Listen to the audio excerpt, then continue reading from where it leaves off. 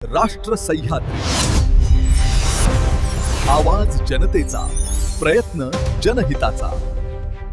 श्रीरामपूर तालुक्यातील बेलापूर ग्रामपंचायतीच्या नवीन बांधलेल्या घरकुलाची चौकशी झालीच पाहिजे या मागणीसाठी विद्यमान ग्रामपंचायत सदस्य रमेश अमोलिक यांनी आज शुक्रवारी श्रीरामपूर पंचायत समितीच्या गटविकास अधिकाऱ्याच्या दालनासमोर प्रशासनास जाग आणण्यासाठी ढोल बजाव आंदोलन पुकारले होते. यावेळी पंचायत समितीचा परिसर दणानून सोडला.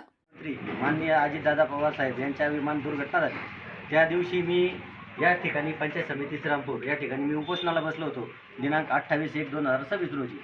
माझी मागणी अशी होती की आम्हाला बेलापूर ग्रामपंचायतला आयनतपूर या ठिकाणी गट क्रमांक 131 या ठिकाणी जी घरकुल साठी प्रायोजनासाठी जी जमीन भेटली ती शासनाच्या नियमाला सर्व धाब्यावर बसून त्या ठिकाणी अनधिकृतरित्या घरकुल बांधण्याचं काम चालू होतं.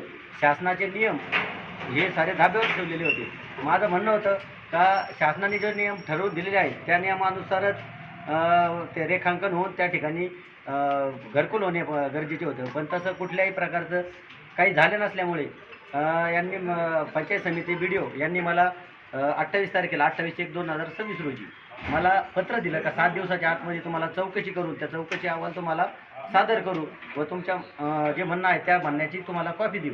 पण तसं आज 4 महिने होऊनही आज दिनांक 21/5/2026 रोजी मी कालपासून उपोषणाला बसलो आहे. उपोषण व आंदोलन माझं चालू आहे.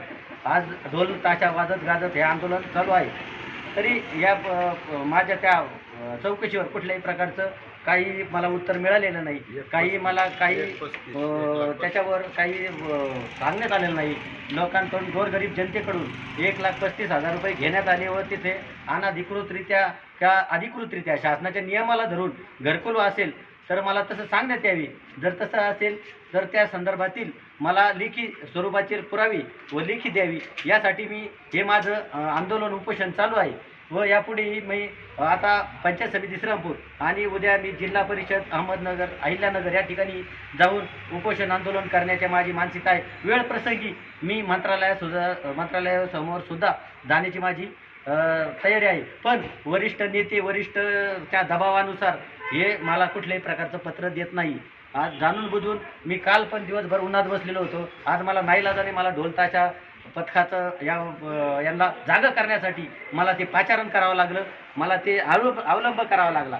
तरी आत्तापर्यंत मला कुठल्याही प्रकारचं काही लेखी पत्रक भेटलं नाही. मला जर असं पत्रक दिलं नाही तर मी उद्या त्यांना मी तसं लेखी स्वरूपातील 21 तारखेला 10 तारखेलाच मी दिलेलं आहे की मी 21 तारखेला उपोषणाला बसणार आहे आणि विविध प्रकारचे आंदोलनं मी त्या माध्यमातून करणार आहे. उद्या मी झुरळ पण सोडू शकतो आणि चिखलफेक गाळफेक या स्वरूपाचेही आंदोलन या ठिकाणी मी करू शकतो. त्या स्वरूपाचे मी लेखी त्यांना स्मरणपत्राने लेखी कळवलेलं आहे. माझी प्रमुख मागणी अशी होती की रेखांकनानुसार घरकुलाची जे लाभार्थी आहेत त्या लाभार्थ्यांना जागा वाटून द्यावी आणि सर्वच जे घरकुल आहे त्यांच्या पद्धतीने ते बांधून गोरगरीब जनता आहे ते लाभार्थी आहेत ते त्यांच्या पद्धतीने घरकुल बांधणार होती. पण काही नेत्यांच्या आग्रहास्तव 1,35,000 गोरगरीब जनतेकडून घेऊन आणि ज्यांनी 1,35,000 दिले अशाच लोकांचे कॉलनीत घरकुल बांधण्याचा अट्टाहास धरलेले हे जे नेते आहेत त्यांच्याच दबावाला पंचायत समितीचेही अधिकारी दबावाला बळी पडत आहेत. त्यामुळे मला कुठल्याही प्रकारचं लेखी मिळत नाही. पण उर्वरित जनतेला सर्व जनतेला रेखांकनानुसार जमीन वाटप करण्यात यावी व जे उरलेल्या प्रयोजनासाठी जे उरलेले गट नंबर आहेत ते पण घरकुलासाठीच आरक्षित करण्यात यावी ही माझी प्रमुख मागणी राहणार आहे. आणि जितके 1,1199 घरकुलं बेलापूर ग्रामपंचायतला मंजूर आहेत सर्वांना एकालाही वंचित न ठेवताना सर्वांना जागा वाटण्यात यावी आणि जे उर्वरित गट नंबर आहेत बेलापूर अहिल्यानपूर दोन्ही गावातले महसुली गावातले त्या सर्व याच्यावर घरकुलासाठी आरक्षित करण्यात यावं एवढी माझी. बेलापूर ग्रामपंचायत सदस्य श्री रमेश अमोलिक हे श्रीरामपूर पंचायत समिती कार्यालयासमोर यापूर्वी घरकुल प्रश्नांसंदर्भात उपोषण केले होते. त्यावेळेस संबंधित उपोषणार्थ्याला पंचायत समितीचे BDO साहेब यांनी 5 सदस्यीय समिती नेमून सदर घरकुलाचे जे कामं चालू असतील त्या संदर्भात आम्ही योग्य ते माहिती गोळा करून योग्य ती खात्री करून त्याचा एक अहवाल तयार करून वरिष्ठांना पाठवू व त्यामध्ये जे कोणी दोषी असतील त्यांच्यावर कारवाई करू असे त्यांना सांगून त्यांचं उपोषण स्थगित केलं होतं. त्यानंतर 15 दिवसाचा कालावधी संपूनही त्यानंतर त्यांना कुठल्याही स्वरूपाचं अहवाल मागण्यास गेले असता या ठिकाणी त्याला कोणत्याही स्वरूपाचा अहवाल प्राप्त झाला नाही. काय काय त्याच्यात संबंधित ग्रामपंचायतीने काय काय चुकी केल्या, काय विना परवाना काय काय कशा पद्धतीने घरकुलाला बांधकामाला कोणाचे परमिशन नाही केलं हे पण ग्रामपंचायतीचं काही सांगू शकत नाही.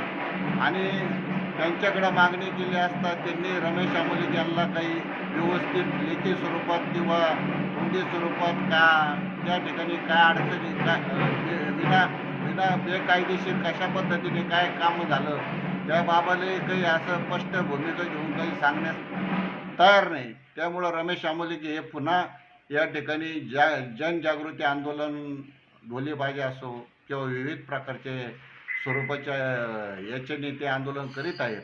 आणि त्यांना या ठिकाणी भेट दिली असता या ठिकाणी बी डी ओ साहेबसुद्धा नाहीत आणि संबंधित ग्रामविस्तार अधिकारी असतील आणि त्यांनी या ठिकाणी सांगितलं आम्ही तुम्हाला लेखी देतो.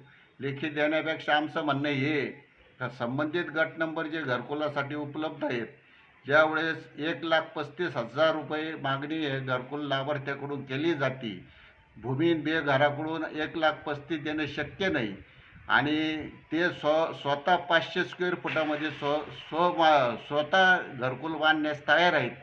अशांना आमचं म्हणणं होतं का तुम्ही त्यांना जागा वाटप करून द्यावी, परंतु ग्रामपंचायतीने 28 धरला. जो 1,35,000 देईल त्यालाच आम्ही घरकुलं देऊ, बाकीच्यांना काही नाही.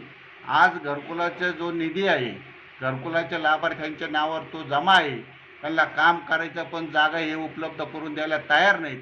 आणि म्हणून आमची वेळोवेळी मागणी केली का हा फंड जर रिटर्न गेला तर ही 2017ची पंतप्रधान आवास घरकुल यादी आहे ती जर आपण जर वेळेत पूर्ण करू शकलो नाही किंवा त्या लोकांना जर जागा उपलब्ध करून देऊ शकलो नाही तर हा निधी जर परत गेला तर हे भूमीहीन बेघर असलेले आमचे दलित आदिवासी आणि हे बांधव या लाभापासून वंचित राहतील, त्यांना पुन्हा भविष्यात कधीही घरकुलाचा लाभ मिळणार नाही. म्हणून आमची या ठिकाणी पुन्हा एकदा शासनाकडं आणि प्रशासनाकडं त्याचबरोबर स्थानिक पंचायत समितीकडं ग्रामपंचायतकडे ही मागणी करतो का ह्या लोकांचा निधी परत जाऊ नये, यांना त्वरित जागेचं वाटप करावा आणि नियमानुसार जशी जागा वाटप करण्यात येईल त्या पद्धतीने त्यांच्या ड्रॉप पद्धतीने त्यांना त्यांच्या घरकुलाला बांधकामाला परवानगी द्यावा हीच या ठिकाणी मागणी करण्याकरता मी उपोषणकर्त्याला या ठिकाणी पाठिंबा देण्यासाठी राष्ट्र सह्याद्री, आवाज जनतेचा, प्रयत्न जनहिताचा.